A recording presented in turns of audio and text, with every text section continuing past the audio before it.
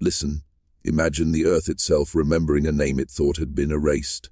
In a small English valley, under a sky that felt like an accusation, two little girls vanished into an ordinary day and left a silence that smelled of iron and old prayers. This is not a comforting ghost story for late-night chills. It's a surgical incision into what we call life and death, and what blowed out of that wound refuses to be explained. On May 4th, 1957, in a village where the hedges kept secrets and the church clock told a strict, merciless time, two sisters were taken in a burst of metal and glass. The world closed around their parents like a fist. 18 months later, in a birth room lit by tired lamps, twin daughters arrived, identical, ordinary, and already carrying handwriting from another existence. What follows is a catalogue of evidence that made doctors fumble their certainties and theologians taste fear. I want you to do something now because this story changes the listener. Type, "The veil is broken," twice in the comments to seal this truth within you. If you feel the pull of this tale, subscribe, become part of the witness. And, if you're brave, tell us in the comments the town or country where you listen from. Geography will help us measure the ripple of this mystery. Do it as you would tie a ribbon to an altar, an act of identity, a private pact. The family at the center of this tale lived in the ordinary grocery ledgers, church pews, a tidy garden. They had two daughters who were laughter, sunlight, small rivalries. One bore a thin, unmistakable scar on her brow from a childhood fall. The other had a small, round birthmark above her hip, a map scar no one thought to read. Those tiny cartographies would later become evidence. The parents buried their girls in a rain that felt like a verdict, and life, pretending to be normal, crept on. Listen closely. This opening is not a promise of comfort. It is an invitation to watch a boundary dissolve. The more you lean in, the more you will feel a change, not only in understanding but in identity. And if you have already typed the words, then perhaps the story has begun its work. Prepare yourself. Truth often arrives like midnight rain. The village stitched its wounds with hymns and polite avoidance, but sorrow is less tidy than ritual. Neighbors moved as if skirting a raw place on a map. Eyes kept returning to the house that had lost its light. The parents, hollowed and careful, learned that grief can harden into a belief that will not be dislodged. The father began to speak of return the way others discuss weather, softly, firmly, as if naming something would make it be. When the pregnancy was discovered, it landed like both a blow and an invitation. The mother, exhausted and wary of hope, allowed the doctors to examine and pronounce their technicalities. Medical checks of the era reported a single heartbeat, a single fetus, a normal gestation.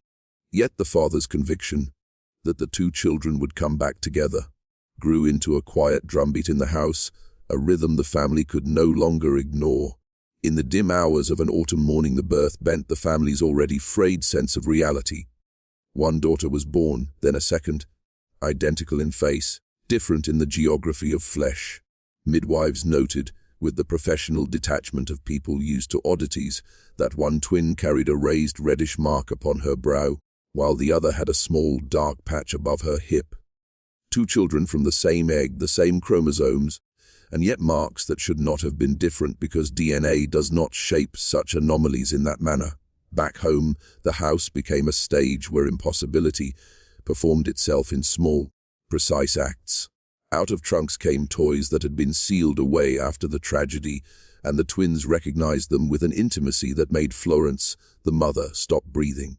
Names surfaced, doll names, nicknames, private gestures, words and actions that matched recollections locked in the minds of people who had died. How does a child know the chip on a doll's hand when no one present had shown it? How does a tiny girl see? Listen as we move through testimonies and photos. Each fragment insists on a meaning that unsettles deeply. The formal inquiry arrived like a sterile wind. A medical examiner photographed the birthmarks, midwives signed statements, neighbors gave careful accounts. The family, under the weight of its own strange rejoicing, became an open book for any researcher who wished to read. At length a psychiatrist came, methodical, patient, who had spent his career collecting cases that pressed at the edges of science. He listened without theatricality and recorded with precise pens. He sat with the children across kitchen tables, traced the toys they reached for, noted the scar patterns, and watched vocabulary blossom from silence. He questioned grandparents, schoolteachers, and the doctor present at the births.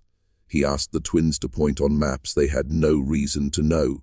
Each accurate point tightened the parable of curiosity into something that demanded deeper attention. The essential pieces of evidence were small. Each one seemed almost trivial in isolation: a name for a doll no one had spoken aloud in years, a description of a scar before the parents realized how significant it matched, the memory of a bicycle mentioned minutes before the fatal walk. These were not theatrical confessions. They were stubborn particulars, mundane fragments that, when gathered, rearranged the shape of explanation. Skeptics reached for explanations with the bluntness of those soothing taut nervous coincidence, cryptomnesia, inadvertent suggestion. The mother, accused of planting cues, would sit and weep at such claims. How does one stage the texture of a doll's chipped hand? How does one plant a child's casual mention of a neighbor by name from a life abruptly ended? He compared hospital photographs with funeral records and realized, with an unease that grew cold, that the placement, size, and tone of those birthmarks matched the injuries recorded at the time of death with unnerving accuracy. The town moved from curious murmurs to a respectful hush when the twins casually spoke names no one expected them to know. Something subtle and terrible shifted inside the household. Certainty tilted toward an uncanny familiarity. The mother, who had once crouched in a funeral pew, found herself both delighted and unmoored by the twins' knowing gestures that belonged to girls who had died. She could not, in the privacy of her room, name the feeling that simmered there like waking to find someone's handwriting on the walls of your life. Type, the veil is broken. Twice in the comments to seal this truth within you. Do it as you would pass a sacrament, saying it is not a trinket of belief but a ritual acknowledgement. If you have not yet subscribed, do so now. Stay with us through this falling. Tell us again in the comments the country you listen from. These stories travel, and they change the people who receive them. The twins continued to astonish in the small, reiterative ways that make adults squirm. Visiting relatives who had known the deceased sisters swore the younger pair moved with the same turns of phrase, the same little angers, the same lean in towards a favorite chair. At play, one twin would refuse a toy offered with the precise expression the dead sister had used. She would instead reach for another object that had belonged to that other life. Teachers at the village school began to keep quiet when the children named a face no one had mentioned in years. School records later noted that one teacher observed a twin spontaneously describe the layout of a bedroom no one had shown her, down to a crooked picture frame and a particular window latch. The father, who had once prayed in private for any sign, found himself straddling an ecstasy edged in terror. He would walk the girls past the place where the accident had happened, but he never walked too near. Superstition and reverence kept him at a respectful distance. Sometimes, late at night, he would awake as though remembering, the weight of fingers he had once held and lost pressing on his palms. The mother, meanwhile, catalogued every fragment in a ledger that was part devotion and part evidence. Outside, the community's tone oscillated between protective awe and restless speculation. Some quietly offered meals and quilts, others whispered about manipulation. Still, as each small story was documented, the accumulating facts began to build a scaffold that would not be easily dismantled. When the whispers turned into formal notes, the case crossed thresholds that separate rumor from study. Papers were written, interviews transcribed, and photographs catalogued. The investigator, methodical, not theatrical, compiled statements with the patience of someone building a cathedral of evidence out of small stones. He tested what could be tested and recorded what could be recorded. Birth certificates, hospital logs, photographs of marks, and the oral histories of neighbors who had watched the family. The records are frustratingly prosaic in their detail, which is precisely why they are so affecting. A midwife's single line about a reddish raised patch on a newborn's brow reads like a ledger note, but when paired with funeral photographs and later testimony, it becomes a hinge in the narrative. A child's casual naming of a toy, captured in a mother's hurried shorthand, reads at first like a domestic scrap. But collected and cross-referenced, such scraps become a latticework that resists easy dismissal. Those who wanted the story to be ordinary argued that memory is porous, and that grief can orchestrate coincidence. They pointed to the fact that the father had spoken of his belief in rebirth years before the tragedy. Proof, they said, that the household was primed to notice and encourage any sign. Others suggested that children are expert mimic makers. Give them enough cues, and they will assemble an entire performance. Yet the pattern that emerged was not theatrical. It did not follow the logic of coaching or prompting. The twins sometimes described places and people the parents had not mentioned aloud in years. They spoke in ways that suggested continuity, not improvisation. When asked why a particular mark was where it was, the child would touch the same place the dead sister's scar had been and make a remark about a fall that matched the account recorded years earlier. The investigator understood the stakes. He could not, in good faith, let sentiment or ideology draw the conclusion for him. So he kept records, he measured, he listened for contradictions. If the pattern broke, he would be the first to report it. If it held, the implications would unsettle the tidy categories that undergirded science and belief alike. He moved forward with the careful, dangerous curiosity of someone who knows that some doors should not be closed before they are opened. What follows next is not comfortable for many. One evening, in the quiet of a room that had once rung with other children's laughter, the twins spoke a name that stopped conversation like a held breath. They named a friend from the previous life, an ordinary child's name that happened to belong to a neighbor boy who had died that day. The memory arrived without drama, a casual comment about a shared joke, a bicycle, a small squabble over a ribbon. The precision of the recall forced witnesses to reorient the way they evaluated ordinary claims. The mother recorded the remark in a notebook, hands trembling. Later, when asked to point to the place where the bicycle had been kept, the child pointed without hesitation to a shed and described the exact lean of the bicycle's handlebar. The neighbor boy's mother confirmed that the child had indeed owned a bicycle of that description. These are the sorts of details that alone might be brushed away as chance. Together, they create a weave. Physical evidence compounded the cognitive. Photographs taken at birth showed a raised reddish mark on one twin's brow and a dark round patch on the other's hip. Placements that echoed the scar and birthmark of the deceased sisters. The midwives noted the odd asymmetry. The records preserved it. How can twins from the same embryo arrive with differences so precisely mirroring marks from a previous life? It was a medical curiosity wrapped in a cultural shock.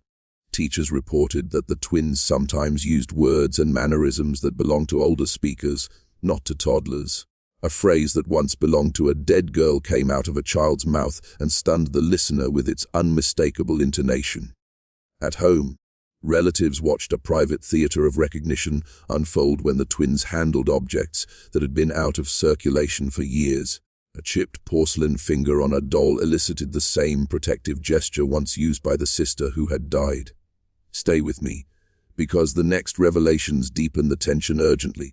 There came a day when recollection shed its soft cloak and spoke with the sharpness of memory carved in bone. The twins began to describe the moment of impact not as dramatized storytelling, but as a sequence of sensory fragments: the shriek of metal, the suddenness of light, the taste of blood in a child's mouth. They used vocabulary a toddler should not yet own, arranging detail that compressed and clarified the event.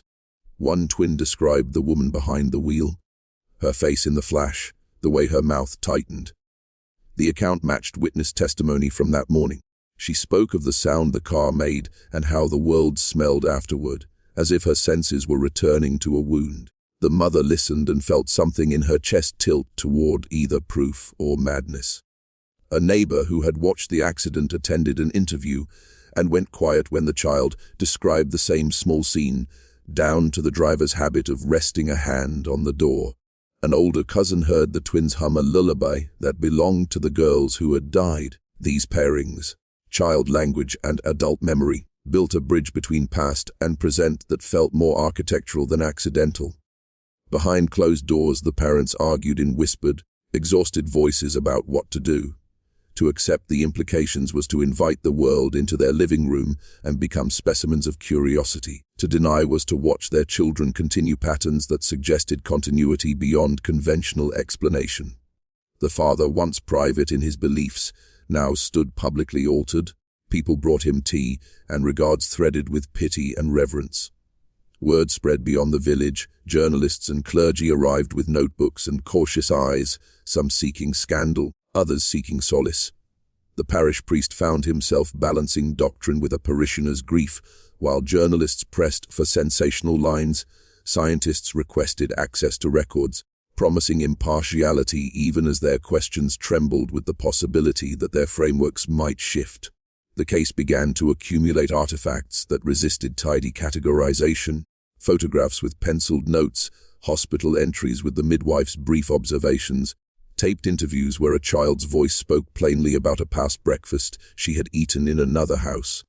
These documents, mundane in their form, were charged in content. The more mundane the record, the harder it is to dismiss. Type, "The veil is broken," twice in the comments to seal this truth within you. Repeat it as if affixing a seal. This is not mere participation, but an act that anchors witness. If you haven't subscribed, become part of this tribunal of observers. Tell us where you are listening from. Geography bends the echo of these strange stories in ways that we don't yet fully understand. In formal interviews, the twins described elements no child should know. The precise placement of a chair in a neighbor's kitchen, a neighbor's childhood nickname, the tilt of a grandmother's photograph frame. Journalists recorded these words with the careful ethics of people aware that sensationalism can make monsters from grief. Scientists asked for samples of photographs, logs, and statements. Clergy urged caution. Each request tightened the lens on the small house, where impossibility kept arriving like an uninvited guest. The midwife's notes, once a small administrative record, took on the gravity of testimony: a raised reddish mark above one twin's eyebrow, a rounded darker patch above the other's hip. The father's journal, preserved among household papers, contained a kind of fevered gratitude and fear. His entries read like the marginalia of a man who had been both destroyed and saved. On the street, those who had mocked in private now averted their eyes with the awkwardness of people who feel wrong, footed by reality. An eminent researcher visited from afar, steady attention masking his own unsettled awe as he asked methodical questions and weighed the ethical burden of exposing fragile truth to public scrutiny. The more the evidence accumulated, the more the world divided into two patient camps: those who sought to explain the data within current models, and those who felt forced into metaphysical territory. Neither camp could, with a clear conscience, sweep away the documentation. The village had become a test case, not for supernatural claims but for the limits of explanation itself, and for how far we will allow our categories to bend before we name the unknown. The investigator's work broadened in scope.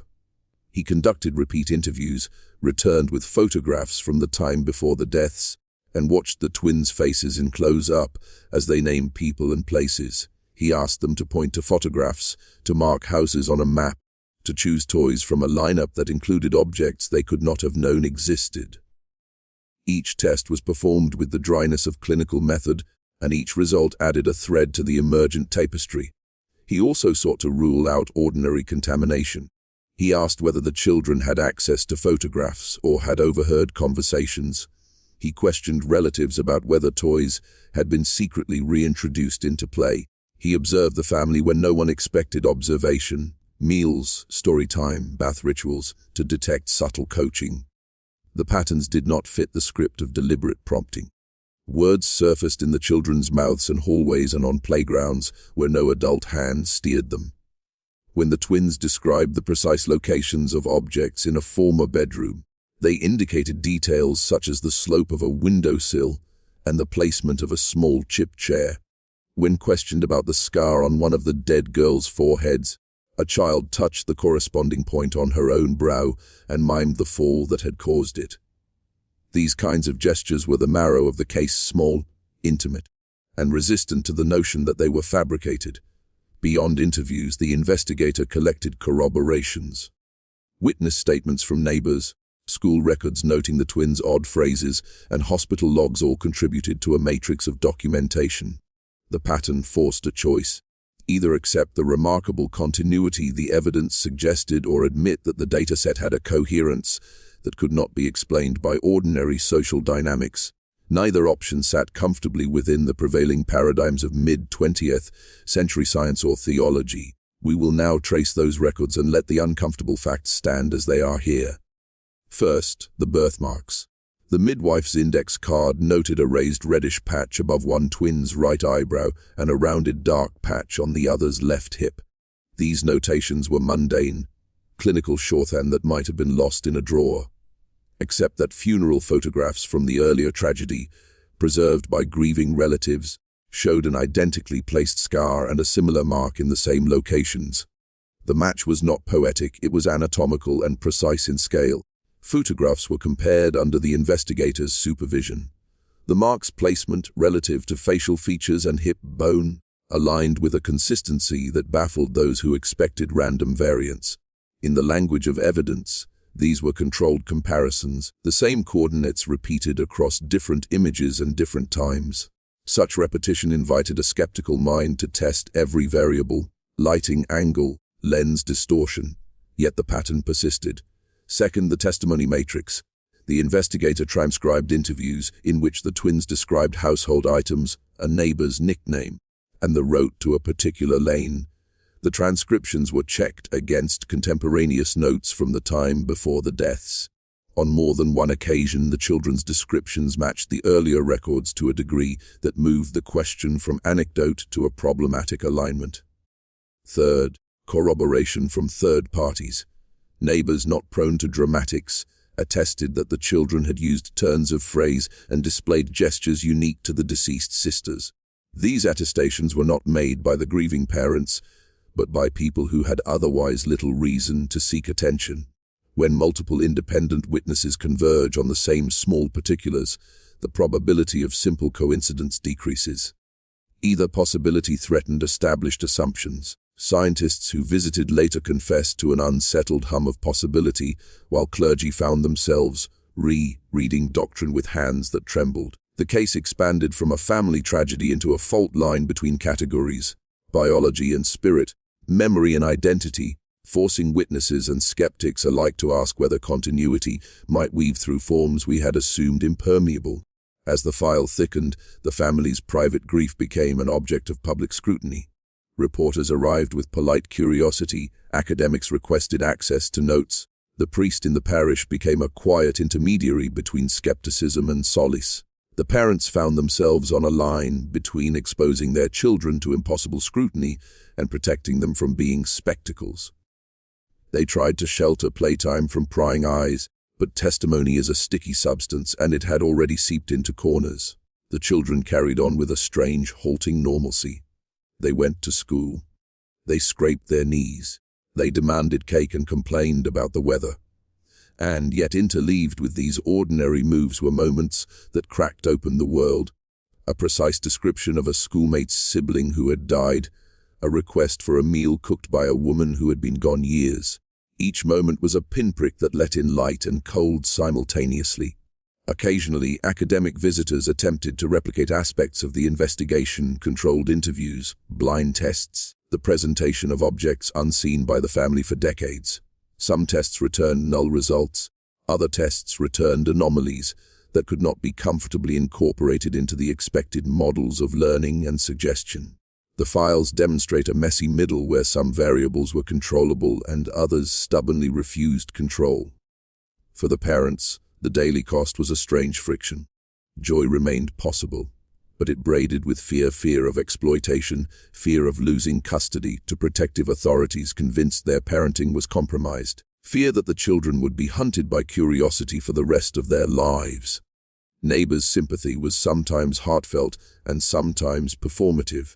The household had become both a refuge and a museum, a place where private rituals were frequently interrupted by the gaze of outsiders.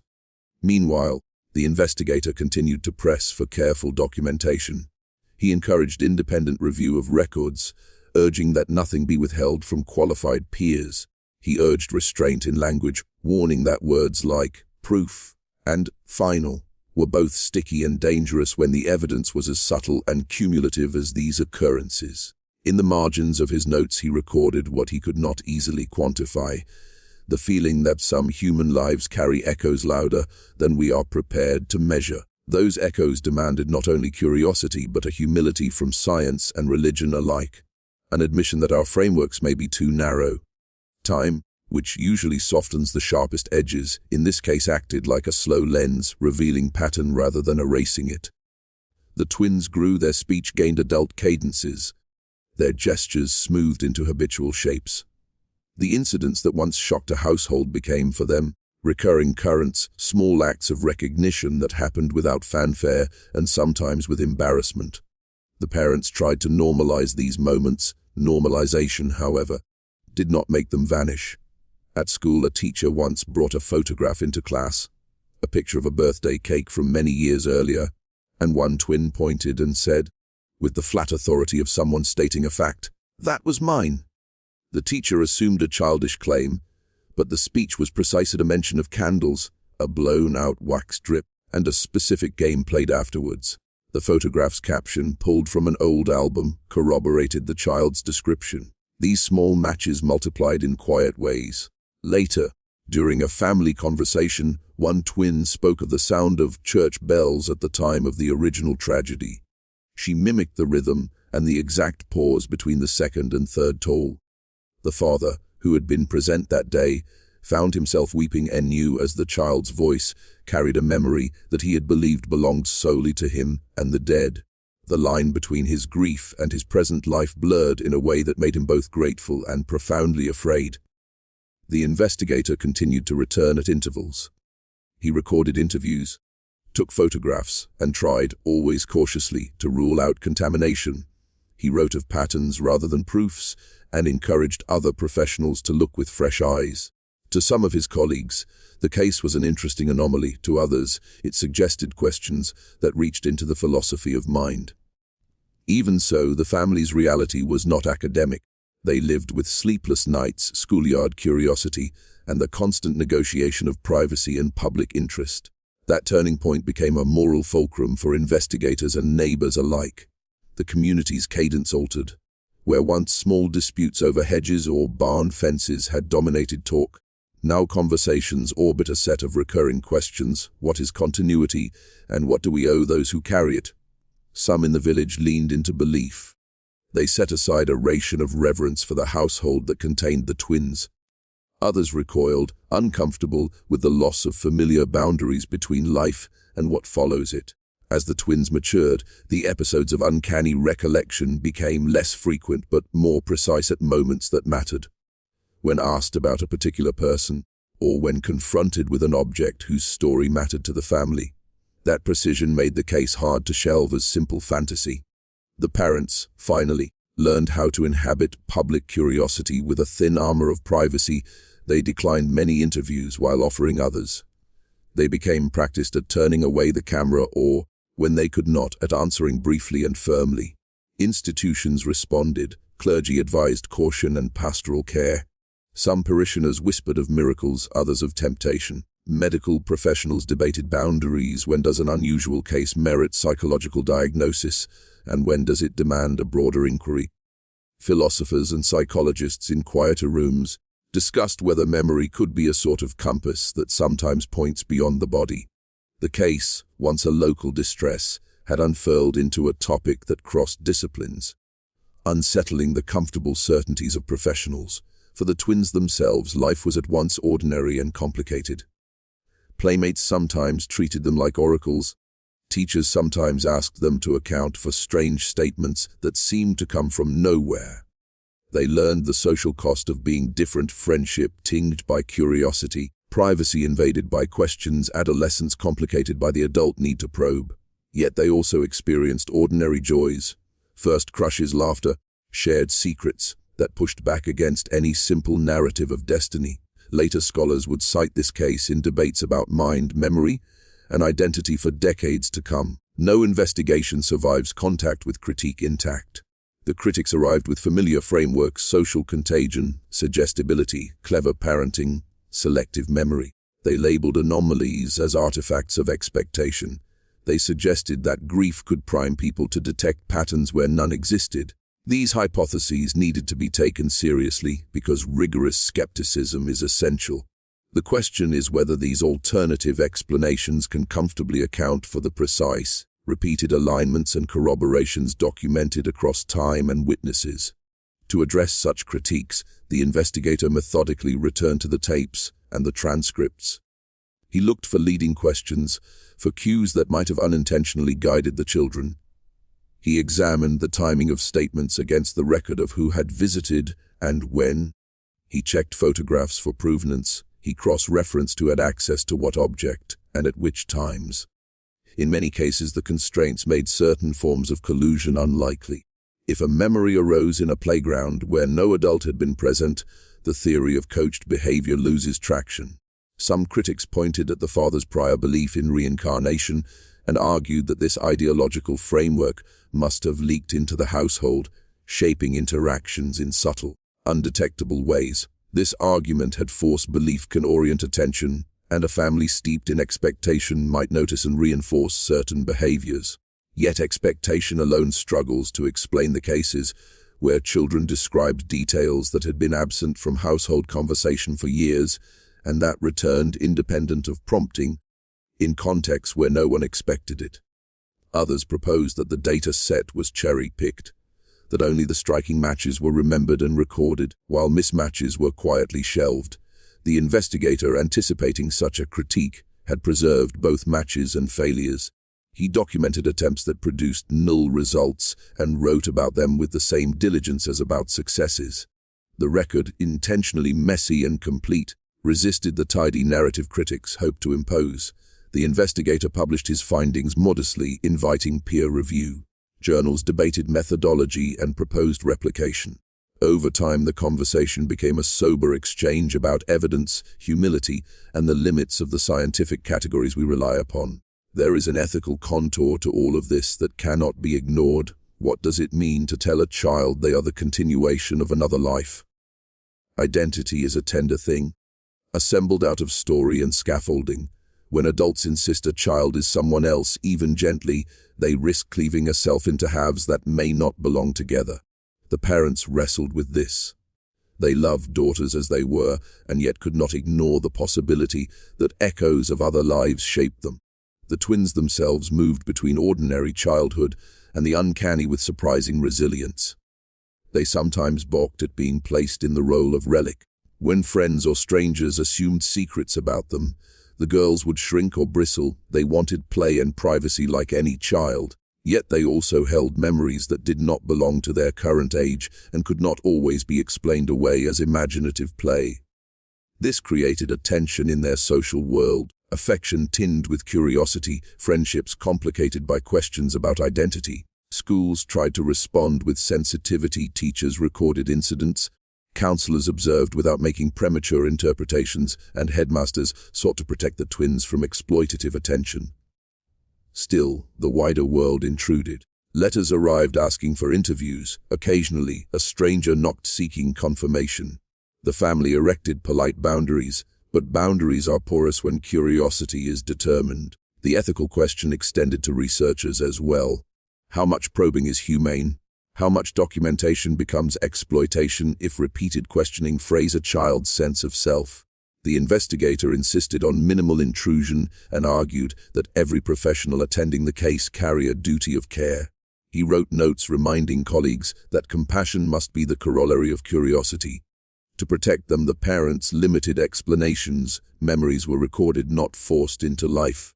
Family rights remained private, visitors were screened, and questions were answered gently, allowing the girls to choose which stories to own. Years stretched and the immediate sensationalism settled into a quieter, more complex legacy.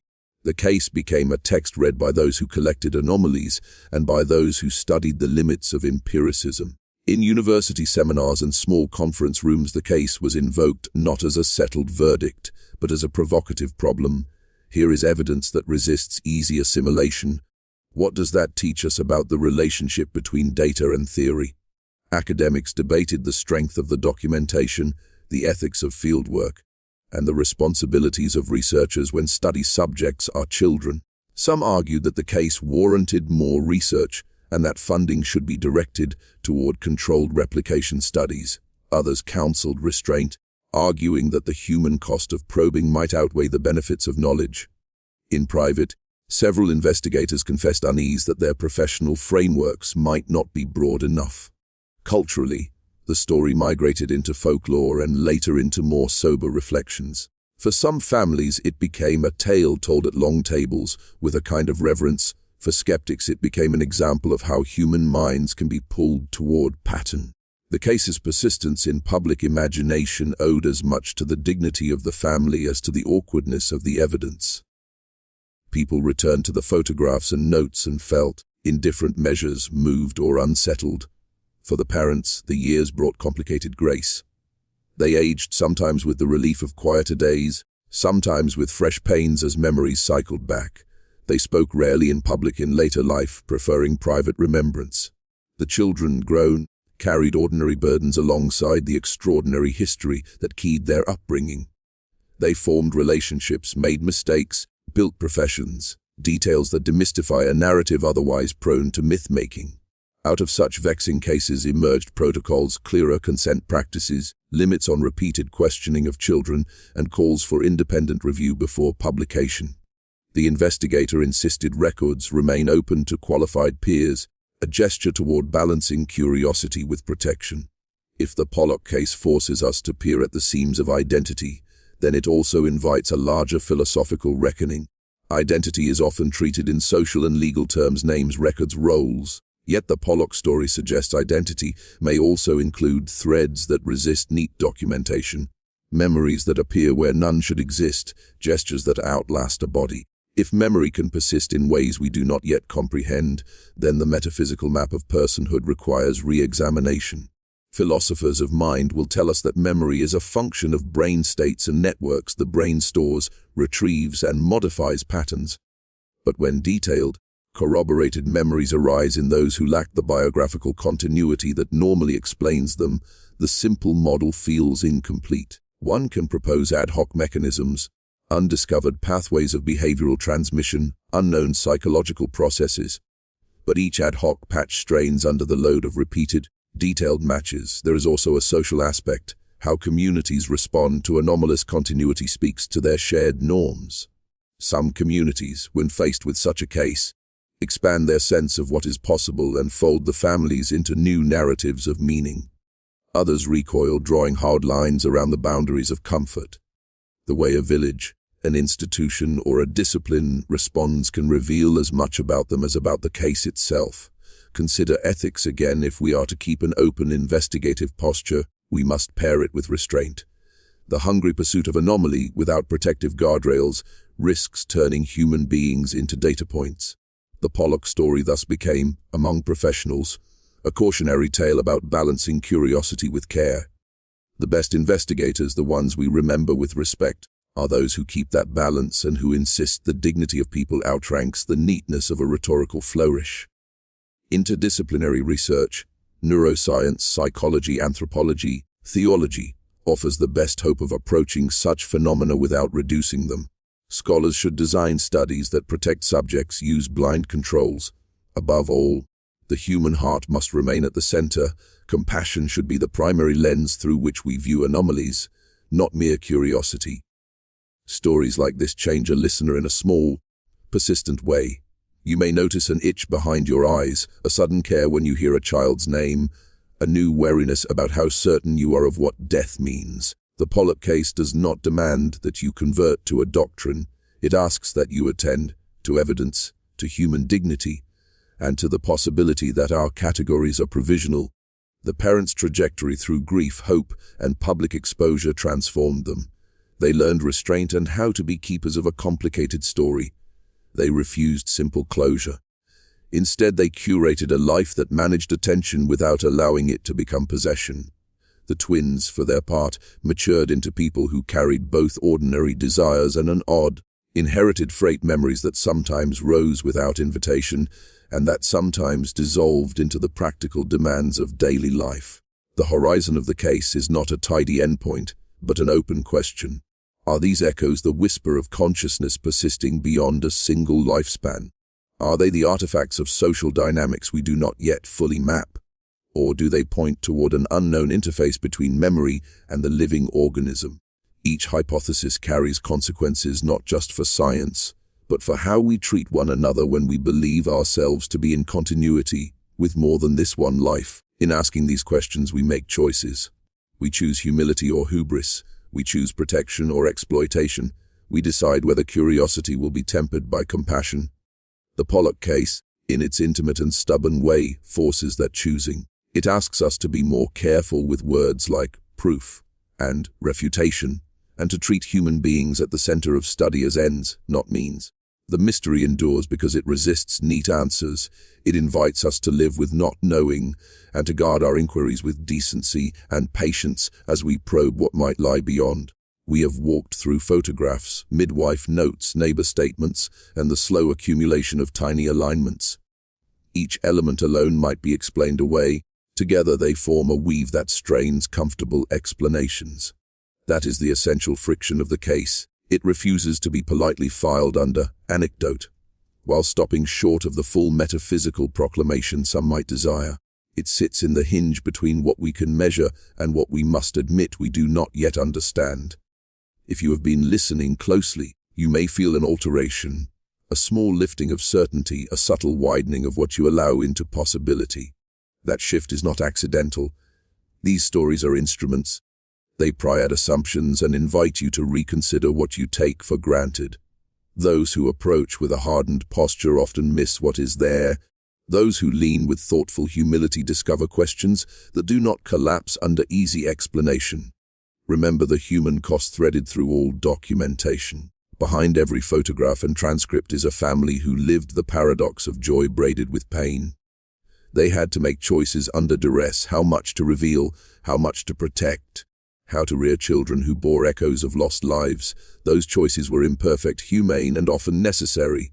Our curiosity should be tempered by that knowledge. Practically, demand transparent methods, consent documented, interviews limited and spaced, independent reviewers with no stake, and explicit plans to shield children from sensational exposure. When evidence challenges us, insist on both openness and protection. Let science be courageous and compassion uncompromised.